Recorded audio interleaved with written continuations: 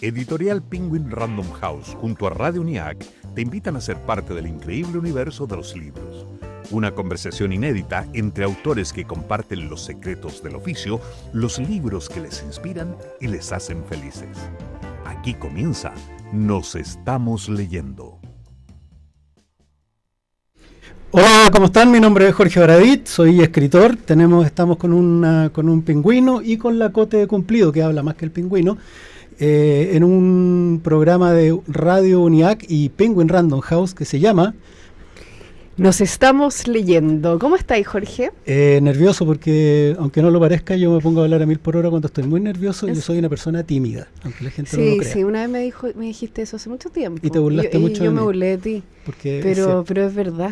Oye, nos dicen que tenemos que hablar de libros, pero no tenemos que hacer como esos programas fome donde la gente habla así, sino como nosotros somos como somos, ¿no? Tú eres una mujer muy vivida, con mucha experiencia, con muchas lecturas, y cállame porque estoy nervioso. Entonces habla tú, por favor. Sí. A mí siempre, como soy historiadora, me gusta empezar por la historia. Fantástico. Y te quiero preguntar, o quiero que comentemos más bien, ¿qué libros te marcaron de niños y de niño? ¿Y por qué te pregunto? Porque yo creo que son parecidos. A ver, quizás, porque mira, yo tengo un drama. El drama es que mi papá no tenía idea de lectura. Y yo leía hasta lo que se me cruzaba. Yo leía estas cosas que vienen adentro de los remedios, leía los diccionarios, leía la Biblia, que eran como, claro, porque eran como 3 libros los que habían en mi casa. Una novela de detectives, había una Biblia y había un almanaque. Mira. Entonces, como a mí me gustaba leer, mi papá trabajaba de chofer en la Universidad Católica de Valparaíso. Ajá. Y en el galpón donde se guardaban los autos también se guardaban los fardos de libros de la editorial universitaria. ¿Ya? ¿Y qué leíste ahí? ¿O qué encontraste en esos fardos? No, mi papá todos los días agarraba uno y me lo llevaba. ¿Ya? Entonces un día me llevó libros muy apropiados para mi edad, como extractos del Decamerón. Ah, genial. Pornografía medieval, por si alguien no sabe, o más o menos. O me llevó libros de astronomía, leí un libro de un profesor que era como una especie de tótem de la Católica, que tú lo tienes que cachar, que es un Héctor Herrera Cajas. Claro, un medievalista. Y muy medieval él también, sí. Que me perdone mi... Sí, total. Medio machista. Probablemente. Sí, y ese era sobre la caída del Imperio Romano. Y mi mamá no entendía cómo yo leía esas cosas y por qué me interesaban.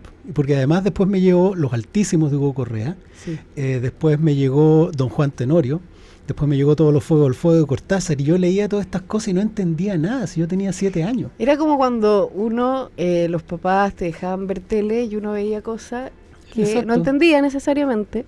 Nadie quedó traumado, creo.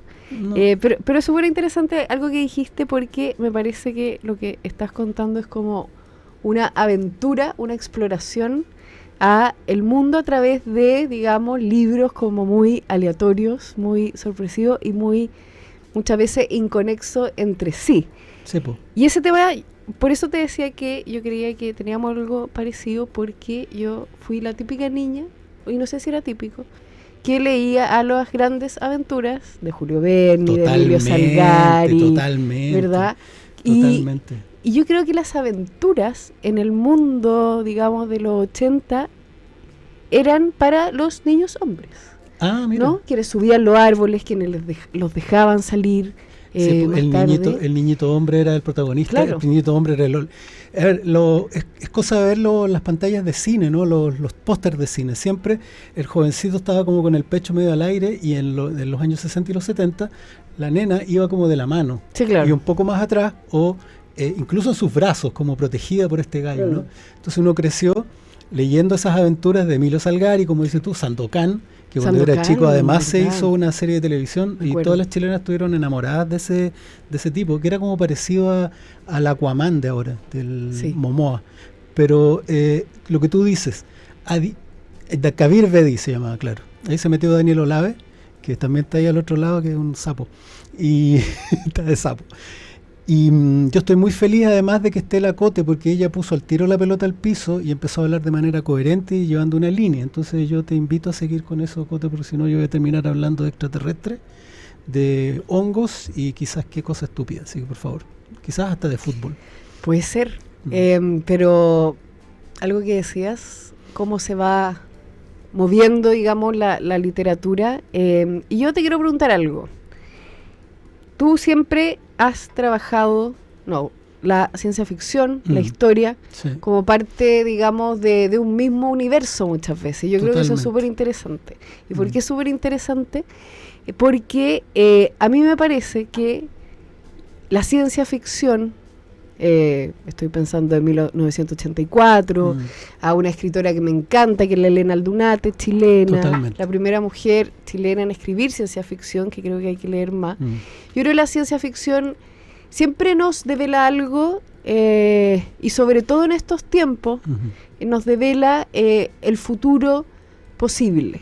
Pienso también, por ejemplo, en un libro que me gustó mucho, que es uno de mis favoritos, que es El cuento de la criada, ¿verdad? Que develaba este posible mundo donde las mujeres iban a volver, digamos, a ser solo para la procreación en esta distopía, ¿verdad?, fanática, religiosa, que hoy día vemos como una posibilidad. Totalmente. La ciencia ficción es quizá el género más realista de todos. Porque tiene una condición bien heavy. Los seres humanos no podemos, al parecer, imaginarnos más allá de la combinatoria de cosas que ya existen. Esto pasa cuando uno lee, por ejemplo, sobre monstruos o tiene que dibujar monstruos. Si tú te fijas, en general no puedes inventar cosas, no puedes inventar monstruos de otro tipo. Tienes que tomar un ser con cabeza de toro o un insecto con cerebro pensante, un alien, ¿cachai? O sea, tú siempre los monstruos los puedes identificar. En el caso de la ciencia ficción, tú siempre tienes que tomar ingredientes para construir mundos nuevos. El inconsciente o conscientemente el autor no puede sino tomar lo que ya conoce, su propio contexto, y a veces quizás proyectar un poco más allá lo que ocurre. Entonces tenemos, por ejemplo, el caso de cuando nosotros pensamos en la Guerra de los Mundos de H.G. Wells, o La máquina del tiempo de H.G. Wells, también uno dice, ciencia ficción, el futuro. Pero la verdad es que, por ejemplo, en el caso de La máquina del tiempo, el tipo viaja a un futuro donde existen seres perfectos, ¿no? Seres perfectos que se alimentan lindo, que son los Eloi, que viven entre la belleza de unos templos maravillosos. Pero lo que este tipo descubre es que durante la noche salen unos seres amorfos, feos, sucios desde la tierra, desde el fondo de la tierra, y se alimentan de estos seres. En el fondo, estos animales, hombres que viven bajo la tierra, si tú pensáis en la época que lo escribió, que es principio del siglo XX, no es ni más ni menos que el temor de H.G. Wells a una aristocracia hermosa europea, pero totalmente decadente, ya enferma de enfermedades, qué sé yo, congénitas por las cruzas permanentes, y el temor a la clase obrera, ¿no? Que son estos que operan las máquinas bajo tierra, pero que después salen, y en el fondo el temor es que se alimenten de esta nobleza y de esta cultura bella europea. Sí, me parece interesante son los la temores metáfora. De H.G. Wells. Sí, me parece interesante la metáfora porque en El Señor de los Anillos, ¿no? Que ya aquí entramos en la fantasía, de también más o menos la misma época, más o menos, donde también ocurre ese fenómeno, ¿no? Que están los ogros, que son como mineros debajo de la tierra, y están los elfos, que son esplendorosos. Hay monarquías, todo el mundo quiere tiene todo eso, monarquía. Claro, tiene todo eso muy nazi-ario, ¿no? Muy de la belleza, acompañada de lo bueno, acompañada de lo perfecto, versus la fealdad, lo grotesco y el trabajo duro. ¿No es algo que buscamos como lectores, el poder identificar el mundo que vivimos o nuestros propios deseos como sociedad? Es que somos seres de nuestro tiempo, eso es algo que como historiadora y yo como cercano a la historia tenemos que aprender rápidamente, que la lectura del pasado, del presente y del futuro está encadenado a nuestro ser en nuestro tiempo. Estamos fritos. Lo que vemos ahora, y tenemos que ser muy conscientes de eso, o los criterios que utilizamos y los valores que utilizamos están anclados a nuestro tiempo, y desde ahí tenemos que discernir muy bien nuestros juicios sobre lo que ocurrió antes, ¿no?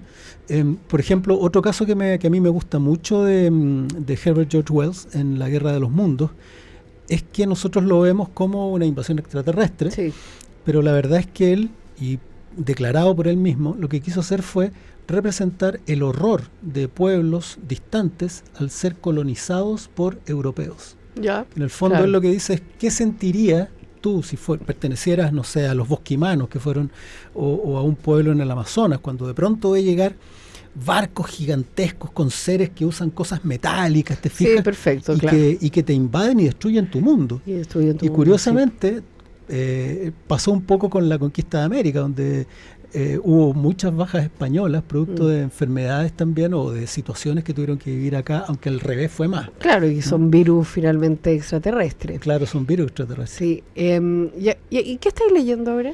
Hoy. Estoy leyendo a un tipo que se llama Mircea Cartarescu, ¿Ya? que es un... Sí, ya, perfecto. Sí, estoy terminando de leer Solenoide como por tercera vez, y la gracia que tiene es que él pertenece al antiguo bloque ¿no? El bloque soviético. El antiguo bloque soviético. Y es, fíjate, un terreno muy fértil, producto de la explosión, de esta explosión volcánica que hubo con la caída de la Unión Soviética, donde mucha gente quería la libertad de Occidente, sí, pero ahora añoran también el cuidado del Estado social soviético y están en un abandono, porque además tienen que retomar una historia que fue intervenida por el bloque soviético. Entonces son personas que están suspendidas en el aire, tratando de entender dónde están parados. Y dónde está el mundo que vieron nacer. ¿Dónde están todas esas cosas? ¿Y tú? Mira, estamos en lectura distintas pero parecidas.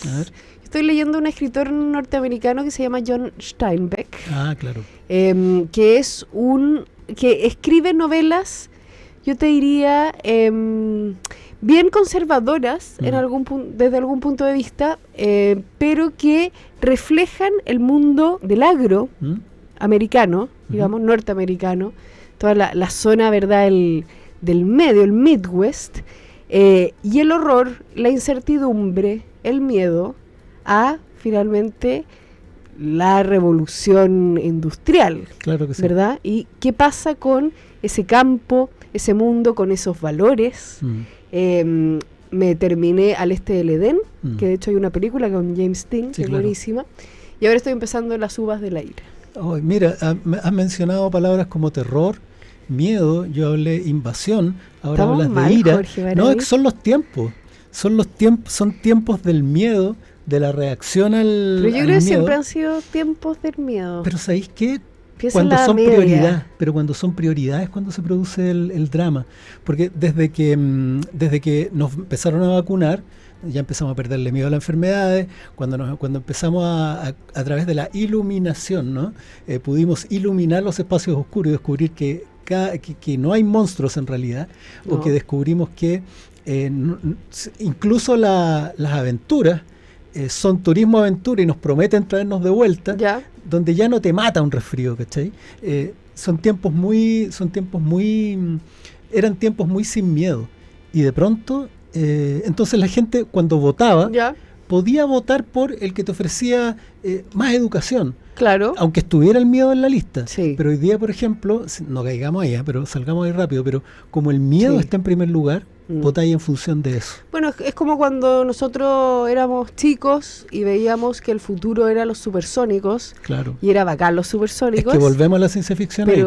Pero era bacán los supersónicos, pero después es The Last of Us, los zombies, pero hay que salir de acá, así que yo quiero poner una canción, que está inspirada en una de mis novelas favoritas, que es Cumbres Borrascosas. Así que vamos con Kate Bush, Wuthering Heights.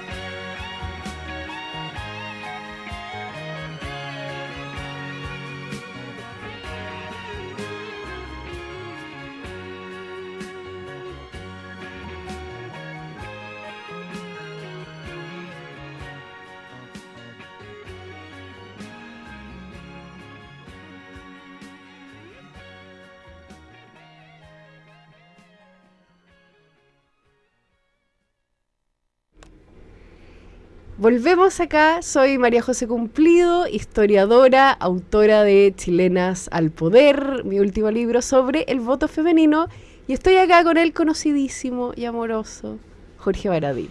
Hola, ¿cómo están de nuevo? Este momento no lo tuvimos. Yo le tengo mucho cariño a la Cote, le tengo más que cariño a la Cote.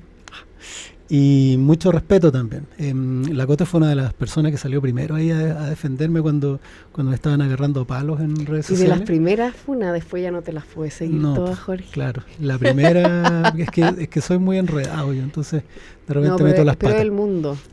¿Sí? Yo creo el mundo. Yeah. No, pero salgamos de ahí, como dijiste tú. Salgamos de ahí. Hablemos del amor. Hablemos del amor. ¿Te has enamorado de algún escritor, escritora o libro? Yo me enamoré de Borges. ¿Ya? ¿Por qué? Un señor viejo argentino. ¿Sabes qué fue lo peor de que cuando escuché por primera vez a Borges? Después de haberlo leído a partir de como los 11, 12 años, ya. Un tío que no hagan eso, tíos del país, no le regalen libros de Borges a sus sobrinos de 10, 11 años porque les hace mucho daño mental. Entonces yo lo leía a él hablando del mundo clásico, hablando de Plinio, hablando de Tucídides, hablando de gente muy compleja, de mundos muy, muy antiguos y ancestrales. Y la primera vez que escuché un video, para mí fue chocante escucharlo hablar en Argentina. Claro. Fue increíble. Pero yo estuve muy enamorado de él. De hecho, cuando murió, yo lloré. El 85 creo que murió. De haber tenido 14, 15 años, lloré y le pedí, en estas tonteras que uno tiene en la cabeza, paranormales en mi caso, le pedí que si él tenía algo que hacer todavía, si todavía quería escribir alguna cosa, que yo estaba como disponible, ¿cachai? ¿Ya? Y así que si quería entrar a mí, yo escribir, pero no pasó nada, así que escribí cualquier cosa menos eso. Menos eso. Pero leer, haber estado interesado en mitología griega, porque ese era mi principal interés cuando era chico, mitología grecorromana, y después germana, después indoamericana, pero haber leído mitología griega y que mi tío me pasara, mira, léete el cuento La casa de Asterión, ¿ya? Me reventó la cabeza y lo amaré hasta el fin de mis días. Soy una calcetinera de don Jorge Luis Borges. ¿Y usted cita, Cote? Yo me enamoré y sigo enamorada de Thomas Mann. Y lo quiero retomar. ¿Por qué? Porque hay una novela de Thomas Mann. Bueno, Thomas Mann es un señor alemán, yo creo muy mal genio. Un señor alemán. Claro. Ya.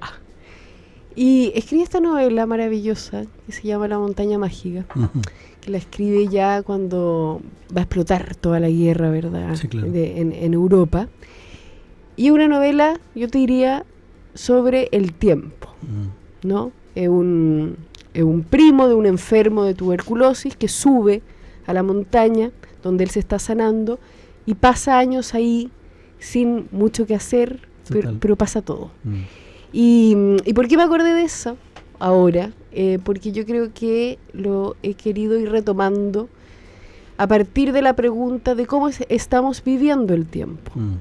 ¿Qué ha pasado con nuestro tiempo de observar, de la introspección, de aburrirse, de, como tú decías, de leer lo primero que uno encuentra? Total. Yo creo que eso no existe con este mundo tan rápido de las pantallas, de las redes sociales. Hoy día los niños no se aburren. No les pasan el iPad. Yo creo que es al revés, se aburren mucho. De la existencia. Manipulan mucho, pero se aburren con mucha facilidad. Porque ellos piensan que el aburrimiento es un problema.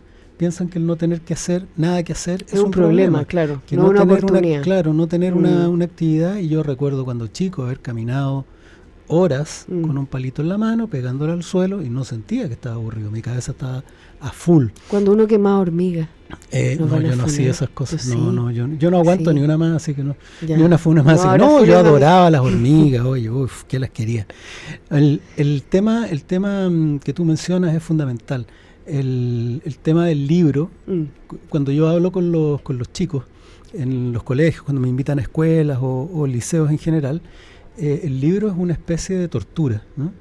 Y una de las primeras cosas que les digo es, yo sé que hay libros que les enseñan, hay libros que a ustedes les obligan a leer, pero que es parte de su trabajo escolar.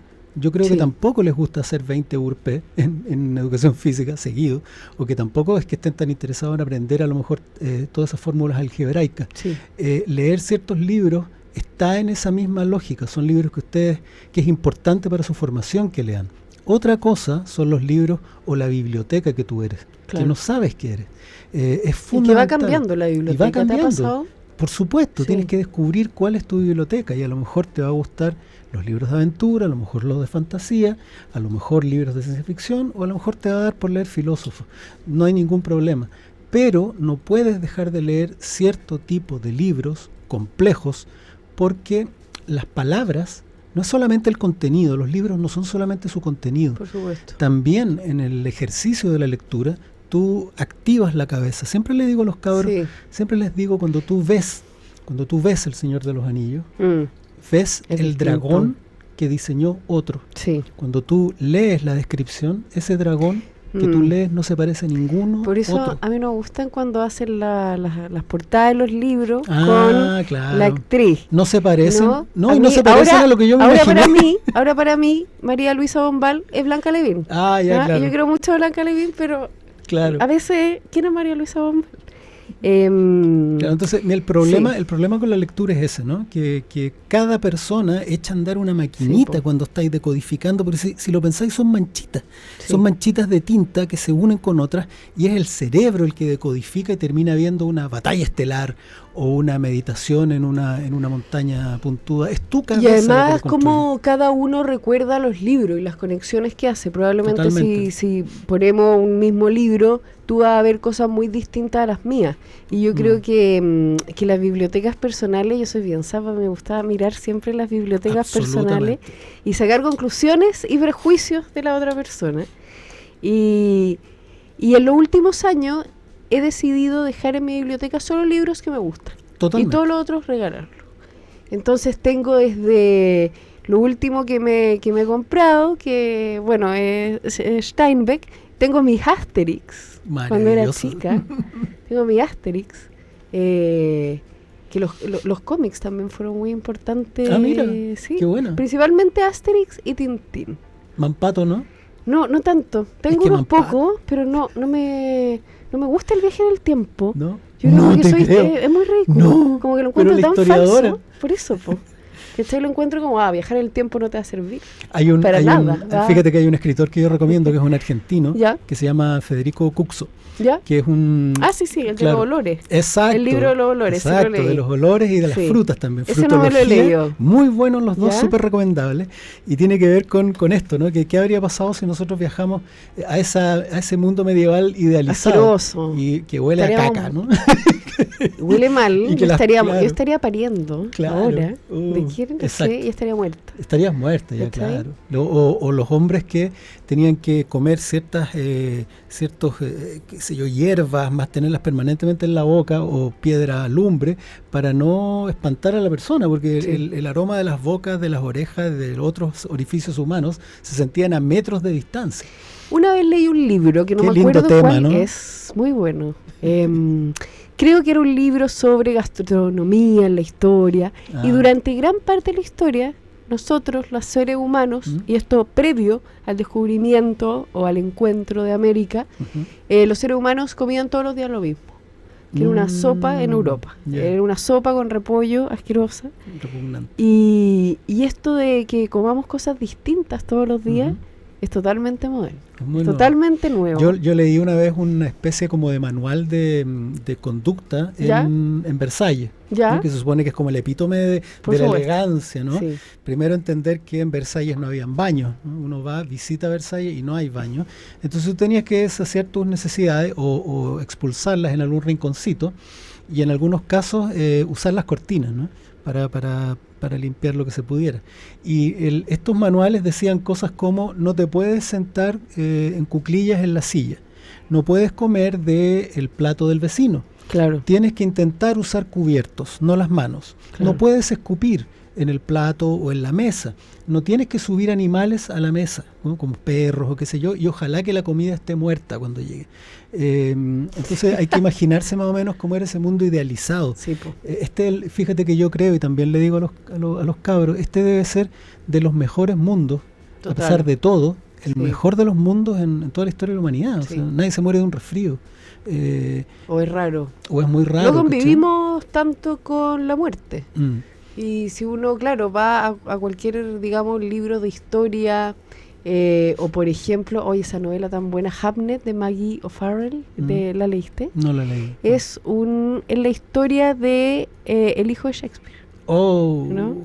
Yeah. Y está todo lleno, ¿verdad?, de enfermedad, totalmente, de muerte, que esa era la época, y esa ha sido, yo te diría, la hipótesis permanente, ¿verdad? El 98% del tiempo total, de la humanidad.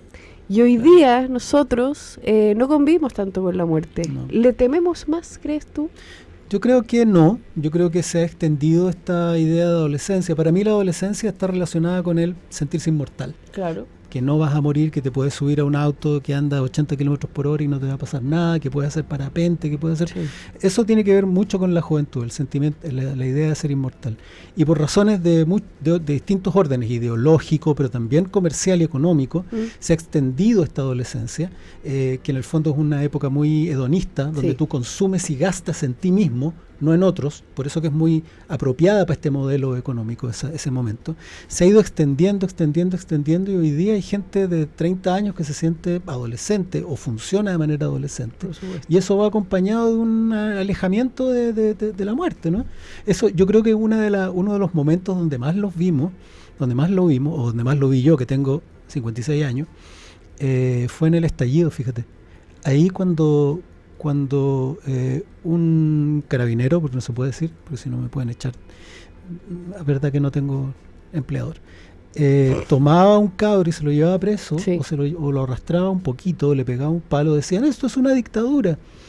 Y uno decía, chuta, ¿cómo le explico? ¿No? Que la muerte estaba mucho más en la calle, el olor a muerte se sentía en los barrios, y que mi acercamiento con la dictadura fue a los 13 años, descubriendo un charco de sangre con la distinción, ¿no? Sí. Hay una distancia con la muerte y una distancia con el propio cuerpo.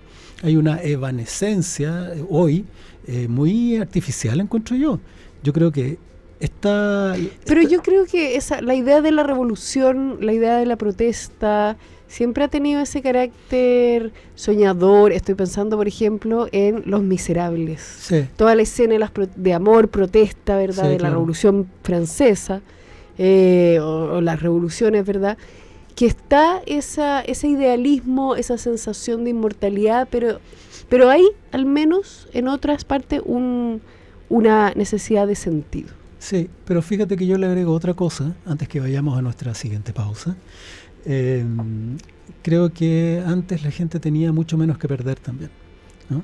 Había mucho menos que perder. Tenían 2 trajes, una vida sin ninguna expectativa por delante, y hoy día se me ocurre que el aburguesamiento es generalizado. El consumo. Vamos a hablar de eso. Claro, y la gente siente que tiene mucho más que perder que antes.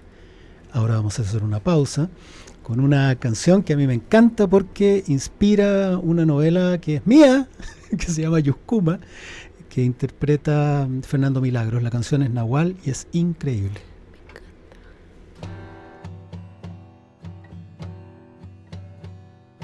Ojo sellado en la nuca y con los pies van caminando, los días suman 3. ¿Quién vendrá? ¿Cuánto más deberíamos pasar?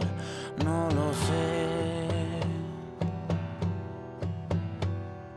Llevo zapatos sin piedras que contar, llevo una pena que no quiero tapar. Viste brazos y manos que querían pasar, no podrán. Y la tierra dirá, y mi padre vendrá, mi fusil guiará mi reflejo al pastizal.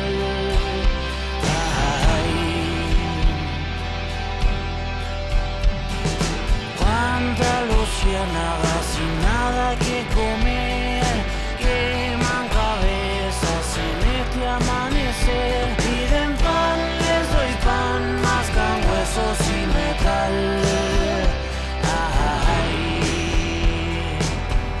Y mi padre vendrá,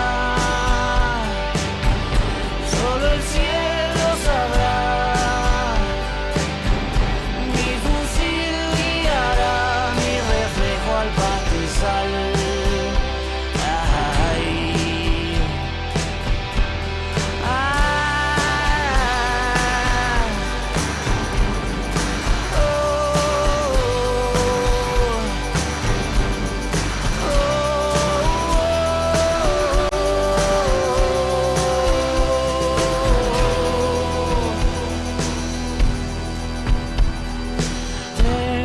3 años y un día sin parar. Llevo viviendo en el ojo del nahual y la tierra dirá cuánto tenga que durar y esperar. Solo el cielo sabrá cuando llegue hasta la mar al final. Y mi padre vendrá a buscarme desde allá. No es verdad.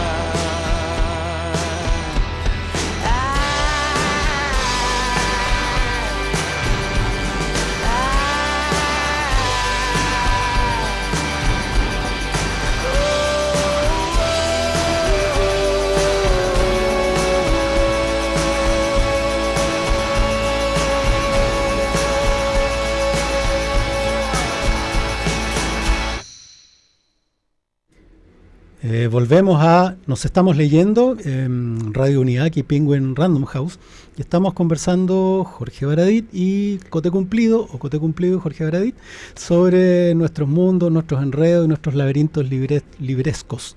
Había algo que se me quedó, te iba a preguntar otra cosa, pero se me quedó. Ya. ¿Cuáles son esos libros, o cómo categorizarías esos libros que hoy estás leyendo? Porque a mí me pasa lo mismo.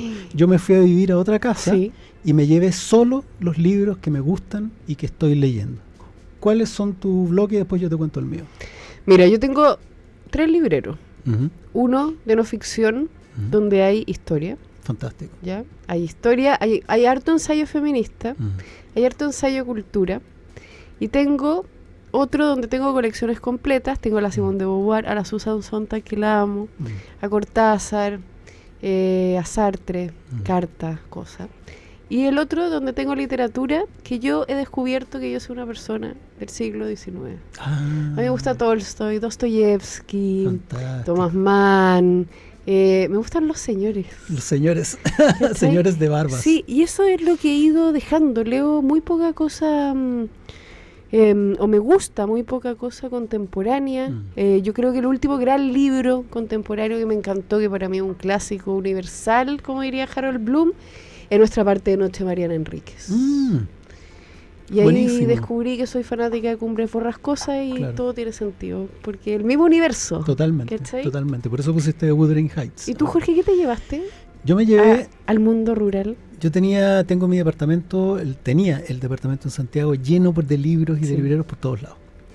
Pero uno tiene el problema, es que le regalan muchos libros y uno los guarda, ¿no? Y de pronto descubres que está lleno de libros que en realidad no te interesan tanto, que no están en tu sintonía.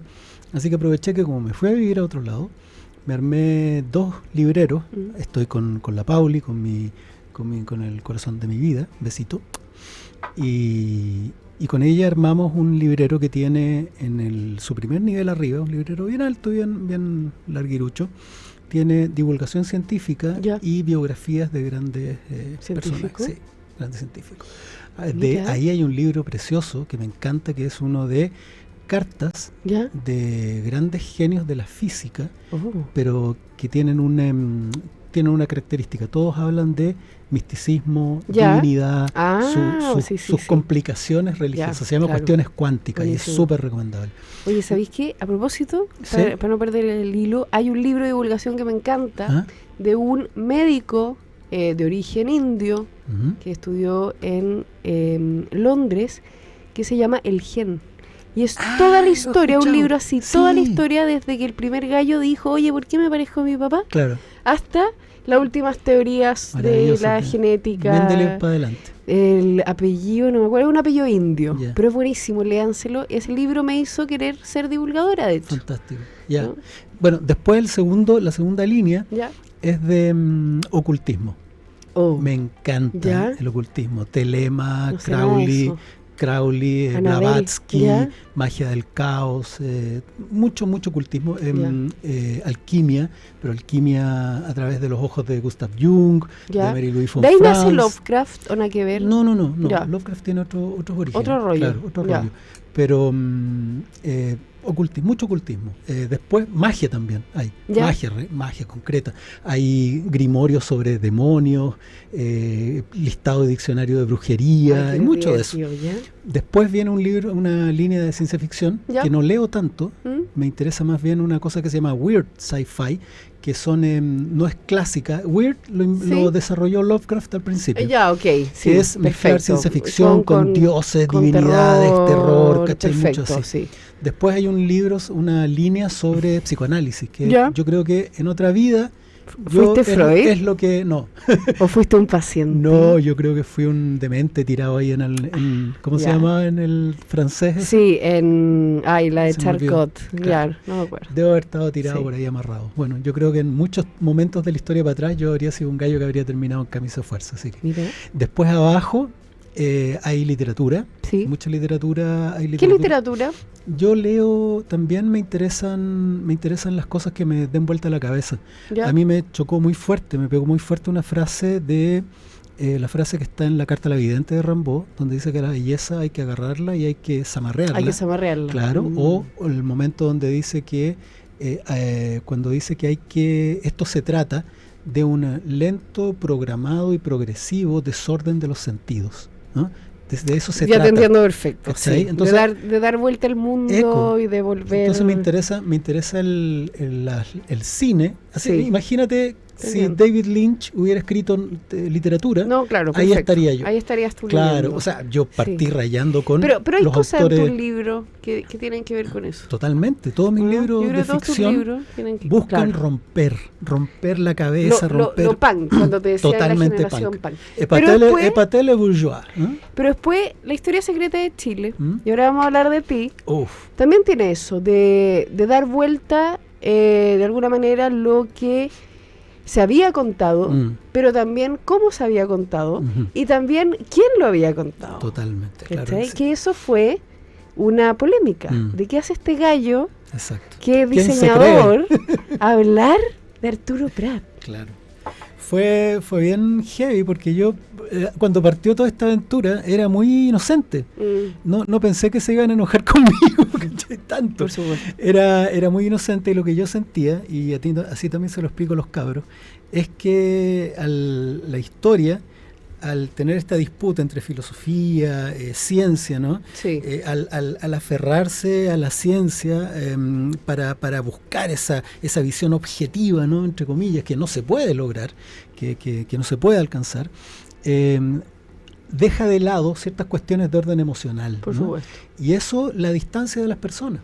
Entonces, cuando yo siempre le explico a los cabros, es muy distinto cuando lo único que se sabe es que Arturo Prat saltó al abordaje y lo mataron. Claro. Es muy distinto cuando tú lo relatas y te metes ahí y te metes en una película. Y te metes en la película y tú realmente sientes que el tipo tiene que haber estado con el corazón a 1000 por hora, acordándose de sus hijos, y eso saltando al vacío. vacío. De escribir, yo creo. Es difícil. Es que fíjate que yo lo que hago es fijarse en otras cosas. Hay que escribir género.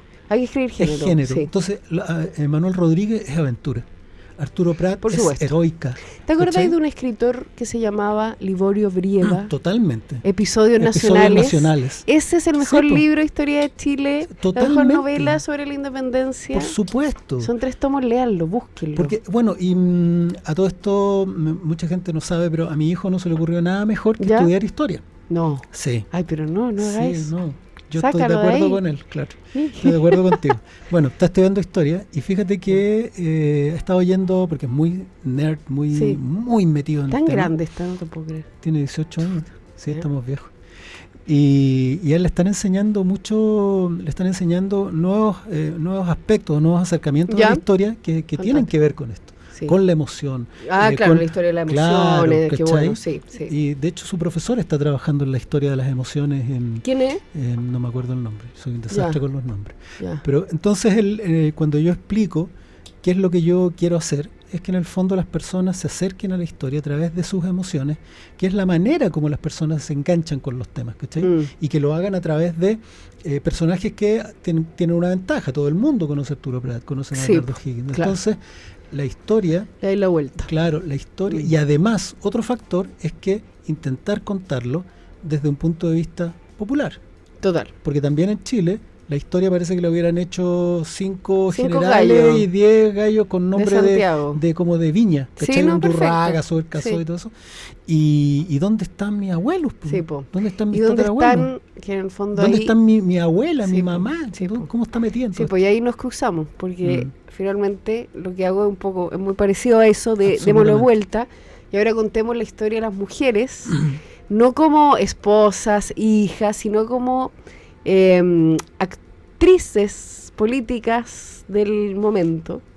Y de hecho ahí va a ir con Chilena al Poder, que es un libro que cuenta toda la chimuchina, todo el cagüín, de cómo las mujeres en Chile consiguieron el voto, que curiosamente no lo consiguieron con grandes marchas, los consiguieron con orden, con agrupación, con estrategia y con ir a hablarle a los políticos, digamos, de frente. Pero cuéntala una anécdota que es muy divertida, que es que en el fondo las primeras mujeres que se fueron a inscribir fue por como un resquicio legal.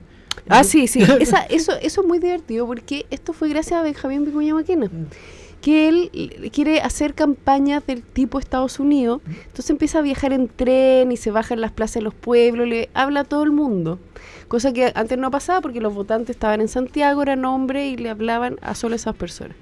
Entonces Benjamín Vicuña, al hacer esto, hace que las mujeres digan, oye, este gallo me está hablando, ya voy a votar por él. Entonces se presentan a fin del siglo XIX, 1875, en la ciudad de San Felipe. Exacto. ¿Verdad? Y dicen, hoy quiero votar. Y todos quedan como... Claro. Y esta galla, pucha, a ver el reglamento.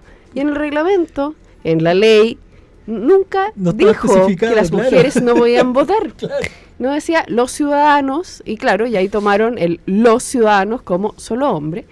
Y ahí hay toda una polémica, porque esto pasa en San Felipe, pero también en Valparaíso, donde algunos la aceptan, otros no, votan, y lo más heavy es la conclusión. Porque después de que esto pasa, en 1875, pasan como 9 años de discusiones legislativas, donde la conclusión que hace el mundo político es, pucha, entonces ahora tenemos que poner que las mujeres no pueden votar. Exacto. Y ponerlo explícitamente. Claro. Fantástico. Es terrible. Sí, y eso fue, de hecho, fue una decisión del mundo más de izquierda, porque como las mujeres habían ingresado al mundo público gracias a la Iglesia Católica, la gente de izquierda decía, oye, todas estas mujeres van a votar por los partidos de derecha, entonces no las dejemos votar. Exacto.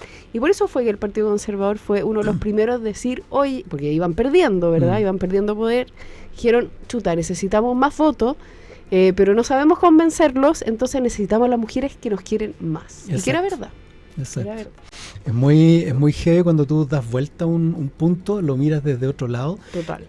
Porque eso arroja la tridimensionalidad, que es algo que a veces le falta, sobre todo al tipo de historia que se enseña, que es, a mí me da mucha lata, porque la gente cuando tiene 10 años, 12 años, 13 años, aprende un pequeño manual de lo que es la historia de Chile, muy escueto, muy heroico y fantasioso, que en el fondo es para que te sientas orgulloso de ser chileno, no es como un curso de inducción al orgullo nacional, pero después en el resto de su vida en general no indaga más allá. No. Entonces a ver que tú, que Carlos Tromben, que otros divulgadores hayan puesto este otro punto de vista, ayuda a la comprensión del país también. Y yo creo que hay una democratización también de la escritura que ha permitido que muchas más personas escriban desde distintos puntos de vista, y la gente y al público chileno le gusta la historia, y yo creo que hoy día tiene mucho más para elegir que hace 20 años o menos. Totalmente, incluso. Totalmente. Y entiende además algo que es fundamental, que la historia también tiene punto de vista. Así de pronto, desde el punto de vista de las mujeres, desde el punto de vista de los pobres,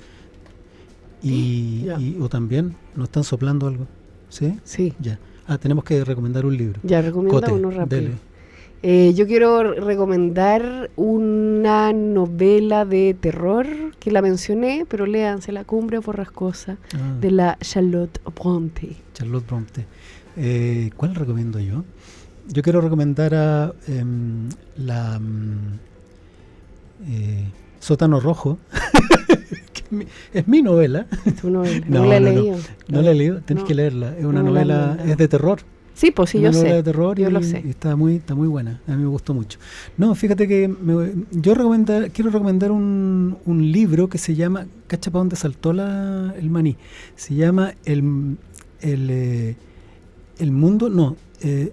México y los Tarahumara, de un autor que es poco conocido en Chile, que es un poeta francés que se llama Antonin Artaud. Me gustaría recomendar Los Tarahumara, me gustaría recomendar Van Gogh Suicidado por la Sociedad. Dos obras pero fundamentales para entender el siglo XX, para entender el cubismo, para entender las vanguardias de principios del siglo pasado, que a mí me rompieron el cerebro, junto con los Dada, con los surrealistas, yo le pertenezco como a ese mundo. ¿Y La náusea de Sartre? También, sí, ¿también totalmente. ¿Es tu mundo? Es de mi mundo, totalmente. Te entendí. Yo soy un panqueta de 1920. Jorge Baradit, siempre un gusto estar contigo. Nos veremos en una próxima ocasión. Un abrazo grande a todos. Nos estamos leyendo. Siempre hay un libro del que hablar. Por eso, te esperamos en la próxima edición de Nos Estamos Leyendo, con autores y autoras de Penguin Random House que nos abrirán su biblioteca y su mundo en una entretenida conversación. Vuelve a escucharnos en Spotify y en radio.uniac.cl y encuentra tu próxima lectura en penguinlibros.com.